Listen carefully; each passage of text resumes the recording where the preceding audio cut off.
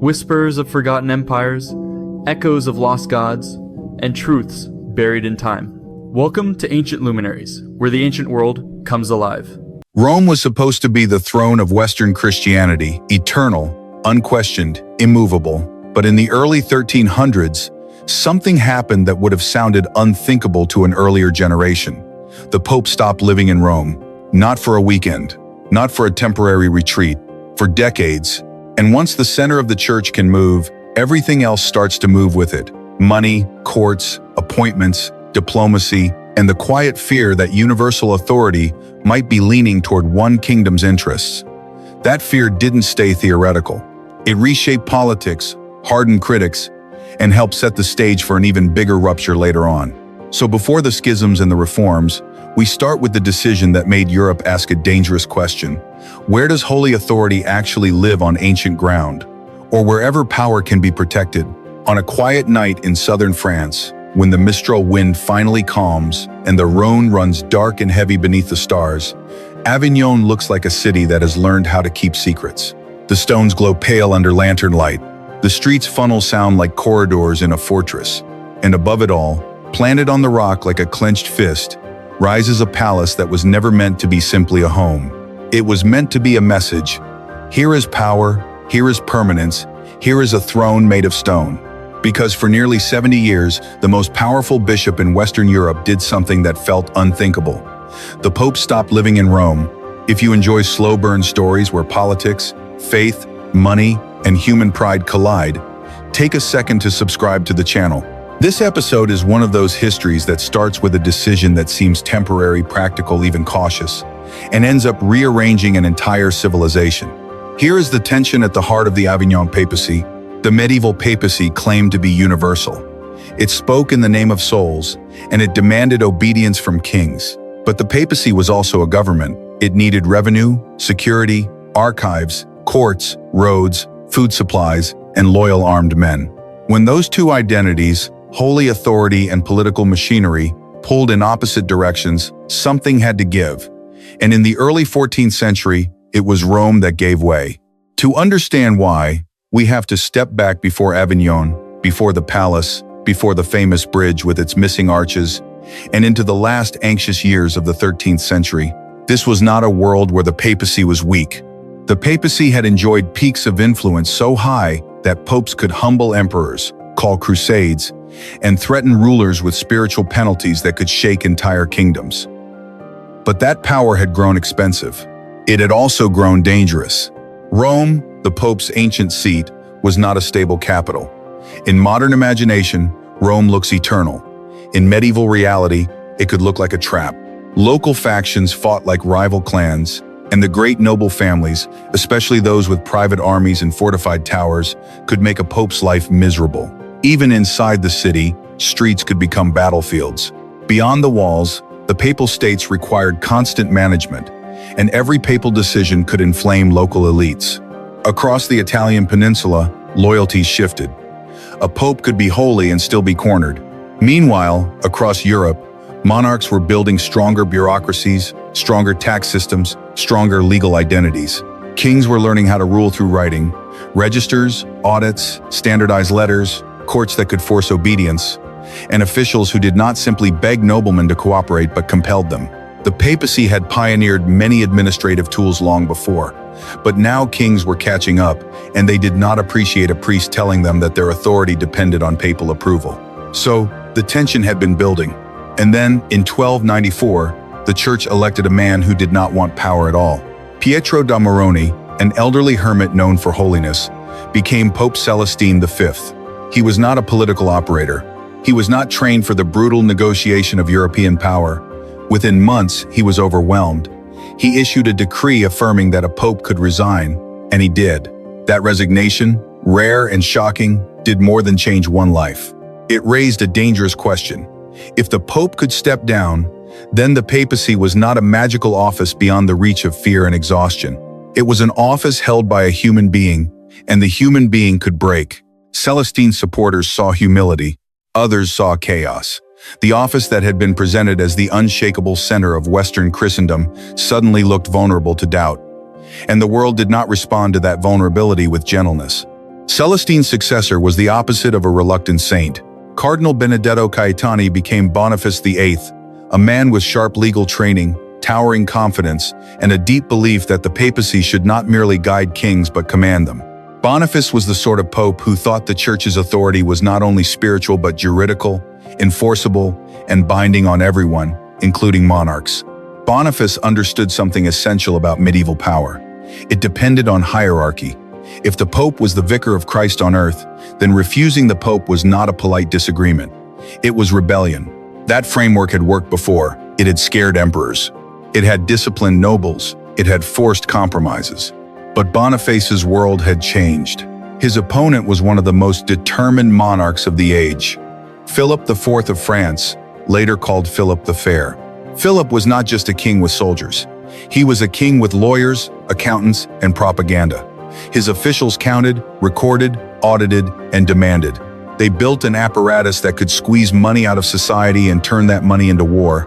Philip did not think of the clergy in France as a separate nation under papal control. He thought of them as wealthy inhabitants of his realm. He had wars and ambitions that required cash. The spark was taxation. In the 1290s, Philip sought to tax the French clergy.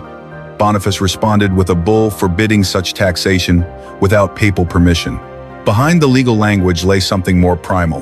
Who owned the resources of the church in France, the Pope or the king? For Boniface, the church's wealth belonged to God and was administered through the church, not seized by secular rulers. For Philip, it was wealth inside his borders that should serve his kingdom's needs. The conflict escalated beyond paper. Philip used economic pressure, threatening to block the flow of money from France to Rome. The papacy relied heavily on revenue from France. This was not theoretical. The papal court had expenses, salaries for officials, maintenance, diplomacy, charity, and the constant cost of governing. When the king squeezed the cash pipeline, the pope felt it immediately. Both sides tested the other. Both sides looked for leverage. And then came the next phase, far more dangerous than taxes: legitimacy. Boniface spoke in a voice that had been effective in earlier centuries.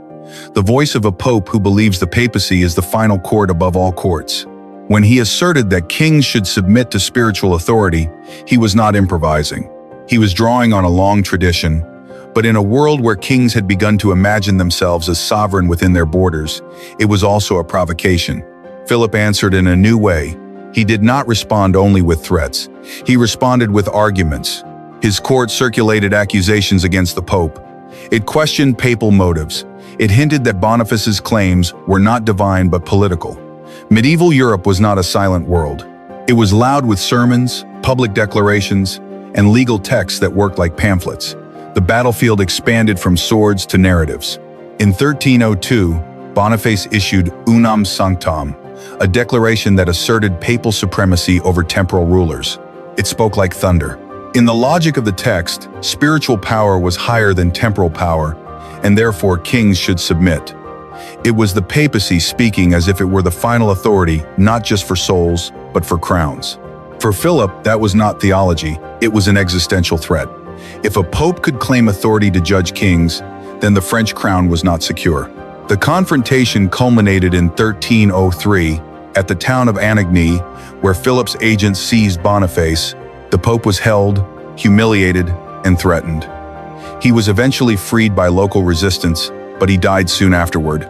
Whether death came from illness, shock, or the bruising reality that even the pope could be physically overpowered by a king's men, the lesson was visible to all of Europe. A pope had stood up to a monarch, and the monarch had won. After Boniface's death, the church did not immediately find calm. Boniface's successor, Benedict XI, reigned briefly and died in 1304. Then the cardinals deadlocked. Factions argued. External pressure loomed. When they finally chose Clement V, they chose a man who could, in theory, lower the temperature. Clement was French, which soothed Philip. He was also cautious, which soothed the cardinals who feared another Boniface-style collision.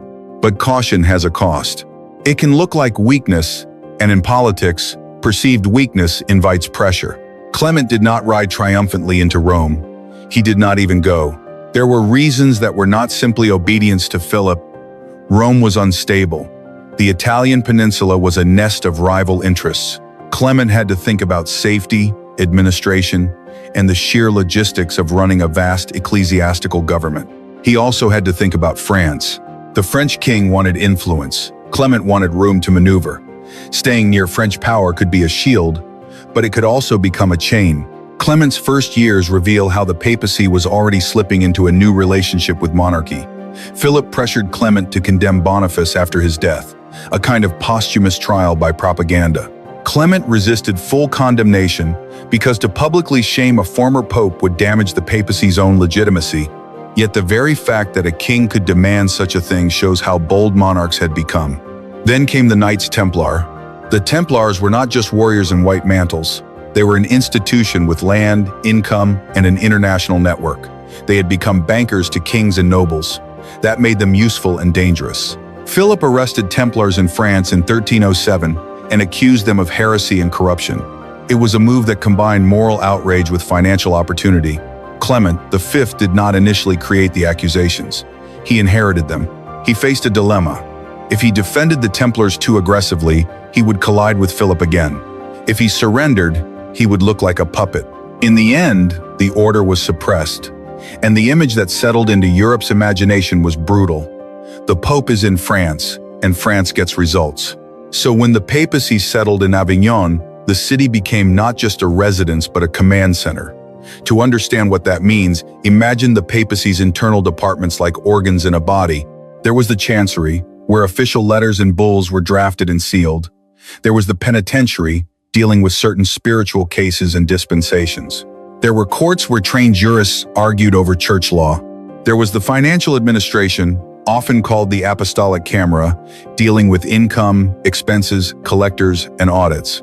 There were officials who handled appointments and benefices, a system that could look like patronage and, to critics, like selling spiritual offices. Avignon made these organs visible because the whole body was concentrated in one place. A visitor could see the lines, he could see petitioners waiting, he could see notaries writing, he could see money being counted, he could see the blending of sacred ritual with administrative routine. One moment the Pope presides at a liturgy that claims to touch heaven. The next moment, his officials calculate revenue from appointments in distant dioceses. That proximity of heaven and bookkeeping is what made Avignon feel unsettling to some. And yet this bureaucracy solved real problems. Europe was enormous, and it was not unified. The church was one of the few institutions that crossed borders with any consistency. When disputes rose between bishops, when monasteries appealed against local lords, when questions of marriage legitimacy affected inheritance and politics, the papacy could provide decisions that were respected precisely because they came from a universal authority. In a world where local courts could be biased and violent, a distant papal court could look impartial. It could look like order. So Avignon's bureaucracy was both a tool of control and a tool of stability. That duality is why the Avignon Papacy provokes argument even now. Was it corruption or modernization? Was it spiritual decay or administrative necessity? The honest answer is that it was both, depending on where you stood. Consider the papal revenue streams. Medieval people often imagined the church as a spiritual family. In reality, it had income. Churches had land, bishops had estates. Monasteries produced grain and wine. Donations flowed. Fees existed. The papacy, as the head of this system, increasingly took a share. The Avignon popes made that share more regular. They developed systems for collecting payments. They appointed collectors in kingdoms. They drew income from the first year's revenue of certain offices. They created mechanisms that could make the papacy financially resilient. From the papacy's perspective, this was governance. From the perspective of a parish priest in a distant village, it could look like distant extraction. The priest did not see the papacy's expenses. He saw the demand. This is why Rome and later Avignon could become symbols of greedy central power and popular imagination. Now add the international political context. The papacy's centralization collided with the rise of national governments. England and France were not just feuding kings. They were emerging state structures. England's parliament and legal system were becoming more assertive about controlling money. France's monarchy was becoming more capable of demanding and organizing resources. When these systems grew stronger, they tolerated less interference. So you get a collision of centralizations.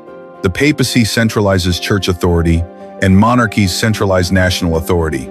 They can cooperate when interests align. They clash when they compete for the same resources. That clash is why the phrase Babylonian Captivity gained power. The phrase was not simply about geography. It was about the fear that the papacy's universal identity had been compromised. In the Book of Psalms, Babylon is exile and humiliation. Calling Avignon Babylon implied that the papacy was no longer free, but Avignon also had literal resonance. It was a foreign city, and it was full of administrative and financial activity that reminded critics of worldly empires. John the 22nd's reign deepened these tensions. John the 22nd was a legal mind. He believed the Pope's authority could be defended through firm rulings and clear administration, but his firmness created enemies. In the struggle with Emperor Louis IV, for example, the conflict became a showcase of competing political theories. If the emperor claimed legitimacy from election and tradition, not papal approval, then papal power had limits. Thinkers on the imperial side began to articulate ideas that later centuries would recognize as early arguments for secular autonomy. The Pope could excommunicate, but could he control political reality? The Franciscan controversy is a similar case. What began as a debate about poverty became a debate about who had the authority to define doctrine. If a pope could declare that a certain interpretation of Christ's poverty was heretical, then the pope controlled the boundary of orthodoxy. But if a group could argue that the pope was wrong about Christ, then the pope's authority was not absolute. This is why the debate mattered so much. It wasn't only about property, it was about truth. And that leads to a deeper psychological point about the Avignon Papacy. The more the papacy used law and administration to enforce unity, the more it encouraged people to think about the papacy as a political actor. Once people think of a spiritual institution as political, they judge it by political standards: consistency, fairness, independence, and interest. Spiritual authority begins to look like one power among others. Now step forward into the 1330s and 1340s, when the palace began to take shape. Benedict XII, built with a monk's mind, solid, defensive, suspicious of excess. Clement VI, built with a prince's mind, grand, decorative, confident. Each approach tells us something about the papacy's needs. A fortress says, we expect hostility. A palace says, we demand respect. Avignon needed both. The papacy lived in a world that could turn violent quickly. It also lived in a world where kings measured one another by splendor. During Clement VI's reign, the court's cultural life expanded. Artists were employed, chapels were painted, music and ceremony grew in sophistication. Intellectuals were attracted because proximity to the papacy meant opportunity.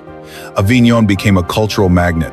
Even critics who despised its moral atmosphere admitted its power to attract talent. But then the plague struck, and it changed everything. In a plague year, bureaucracy feels fragile. Procedures collapse when personnel die. Rituals become desperate. People who normally argue about theological nuance suddenly ask the simplest question: will I live to tomorrow? In that atmosphere, the papacy's role was both practical and symbolic. Practically, it had to keep governance functioning while staff died. Symbolically, it had to provide meaning. It had to reassure. It had to interpret. Clement VI's court did not have modern medicine. It had prayer, processions, and the language of providence. The plague also had economic consequences that fed into the Avignon story. Labor shortages changed social relations. Estates struggled. Revenues fluctuated. Fear made people more susceptible to accusations and violence.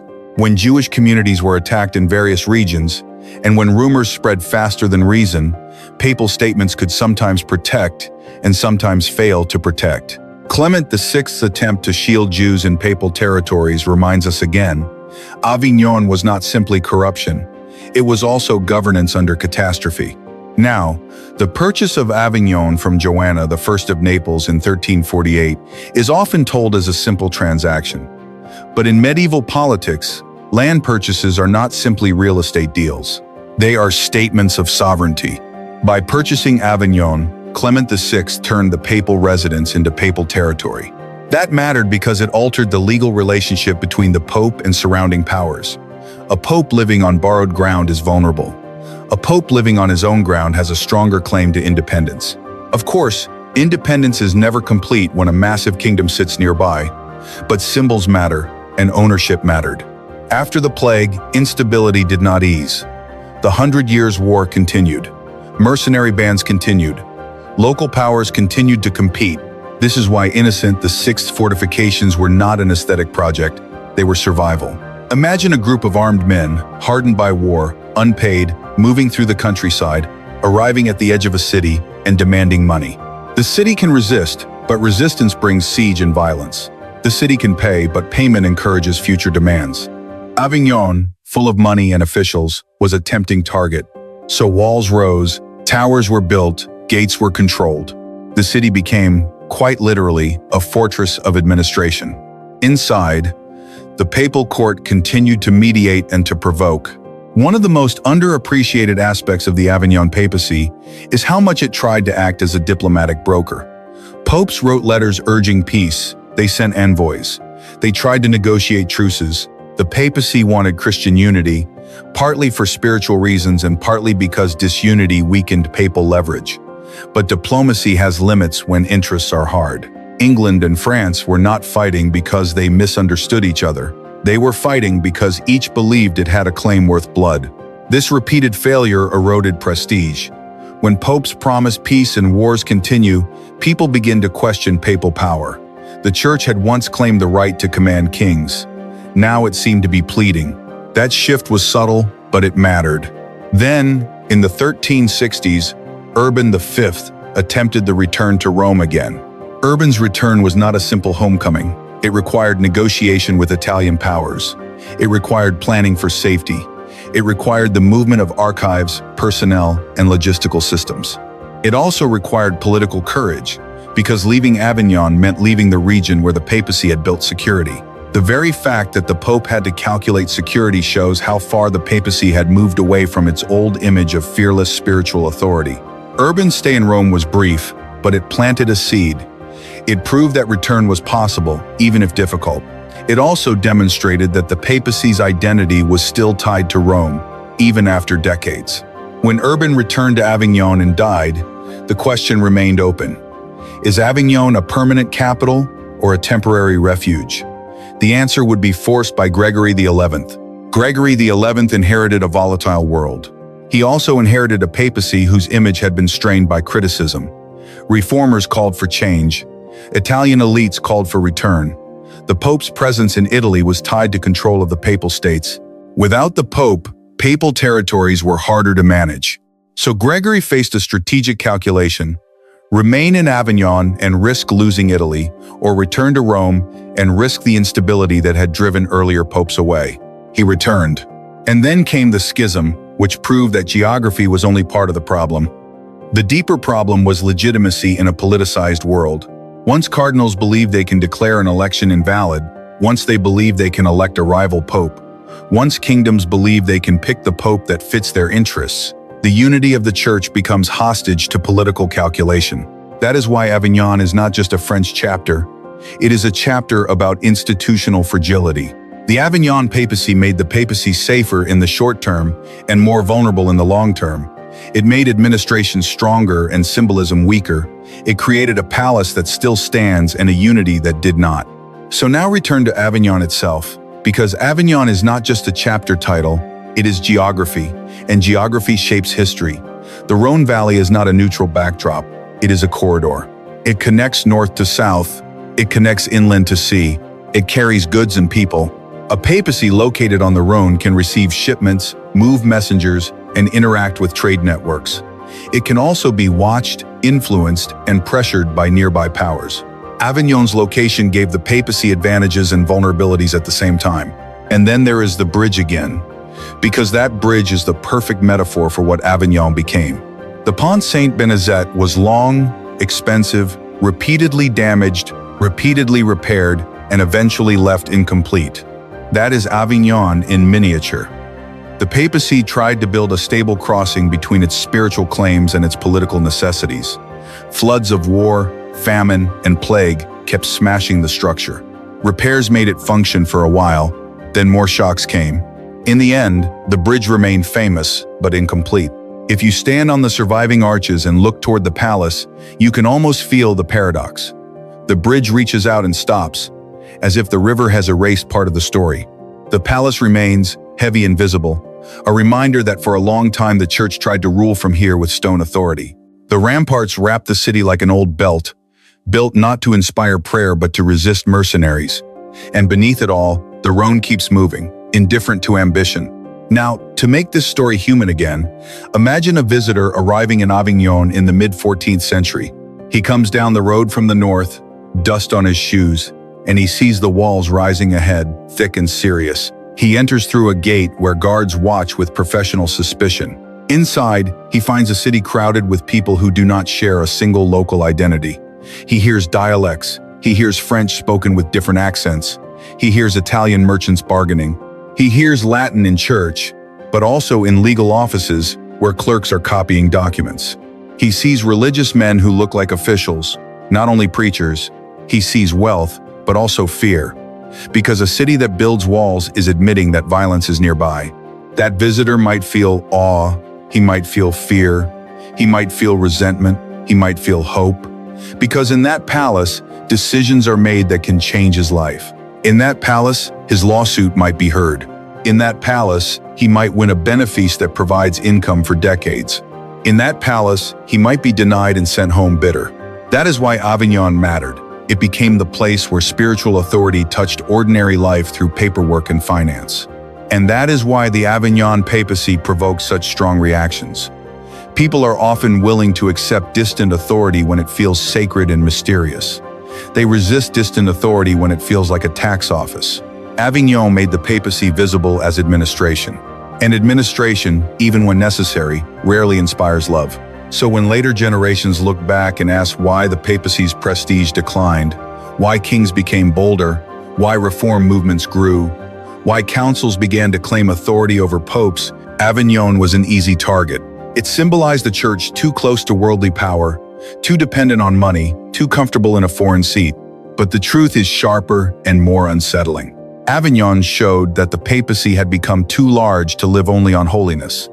It needed logistics. It needed security. It needed revenue. And once an institution requires those things, it enters the realm of politics whether it wants to or not. The Avignon Papacy began as a solution to danger. It ended by teaching Europe that even the highest spiritual office was entangled with geography, security, and money. It forced kings and peoples to confront a reality they might have preferred to ignore. Institutions are made of humans, and humans are pulled by fear, pride, and necessity. And there is one more quiet consequence that is easy to miss if we focus only on popes and kings. Avignon changed how ordinary Europeans imagined the church. When authority is distant, people can treat it as mystery. When authority has an address, a bureaucracy, a fee schedule, and a visible court culture, people start to imagine it as a human institution that can be criticized, pressured, negotiated with, even resisted. You can hear that change in the complaints of towns, the protests of parliaments, the hardening of national rivalries, and the growing confidence of thinkers who dared to argue that spiritual and temporal power were not the same thing. So when you hear the old metaphor of exile, Babylon, captivity, displacement, remember that exile is not only about location. Exile is also about perception. Avignon put the papacy in a place where its political entanglements were easier to see, and once seen, they could not be unseen. Tonight's story comes to an end here, but the past never truly goes silent. It lingers like a candle's last glow, whispering its warnings, its wonders, and its unanswered questions into the present. If this journey moved you, leave a like, subscribe to Ancient Luminaries, and tell me in the comments